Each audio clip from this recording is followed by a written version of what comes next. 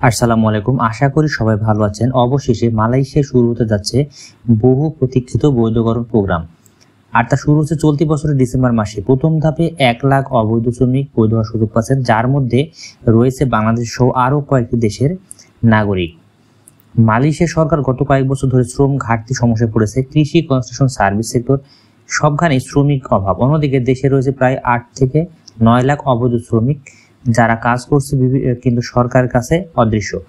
তাই অর্থনীতি সচল রাখতে সরকার নতুন পরিকল্পনা নিয়েছে, রিহায়ারিং অ্যান্ড লিগালাইজেশন প্রোগ্রাম 2025, যার পাইলট ধাপ শুরু হবে 24 সালের ডিসেম্বর। আর এর মধ্যেই প্রথম ধাপে 1 লাখ শ্রমিক বৈধ হবে।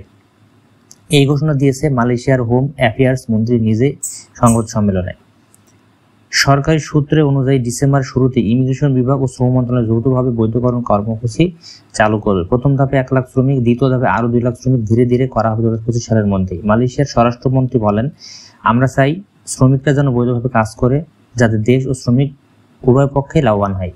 এবারে প্রোগ্রামটি হবে সম্পূর্ণ ডিজিটালাইজেশন সিস্টেম, যাতে দালাল বা মধ্যভোগীরা সুযোগ না থাকে। শ্রমিকরা নিজেরাই অনলাইন আবেদন করতে পারবে এবং কোম্পানির মাধ্যমে আবেদন করতে হবে। সরকার খুব স্পষ্ট করে জানিয়ে দিয়েছে, সব অবৈধ শ্রমিক বৈধ হতে পারবে না, কিছু নির্দিষ্ট শর্ত পূরণ করতে হবে। যেমন কি বৈধ পাসপোর্ট থাকতে হবে, কোনো ক্রিমিনাল রেকর্ড থাকা যাবে না, কোম্পানির স্পন্সর দরকার, নির্দিষ্ট ফি দিতে হবে। ফিটা কেমন হতে পারে? 2,500 মানে 2500 থেকে 3500 রিঙ্গিত পর্যন্ত খরচ হতে পারে, যার মধ্যে মেডিকেল, ভিসা ফি, অন্যান্য সমস্ত ফি যুক্ত হবে।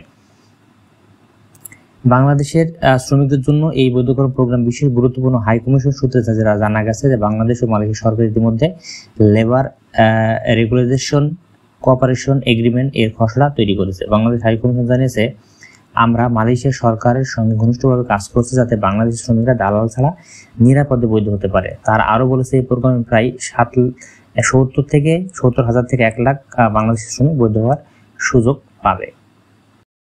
2023 সালের শেষের দিকে মালয়েশিয়া সরকার অবৈধ শ্রমিকদের ধরতে বড় রেড শুরু করে, যার ফলে অনেকে লুকে থাকতে বাধ্য হন। কিন্তু এই সঙ্গে সরকারের মধ্যে তৈরি হয় নতুন ভাবনা, এই শ্রমিকরা তো দেশে কাজ করছে, তাহলে কেননা তাদের বৈধ করে দেশের অর্থনীতি আনুষ্ঠানিকভাবে যুক্ত করা যেতে পারে, তাতে সরকারের কিন্তু লাভবান হবে।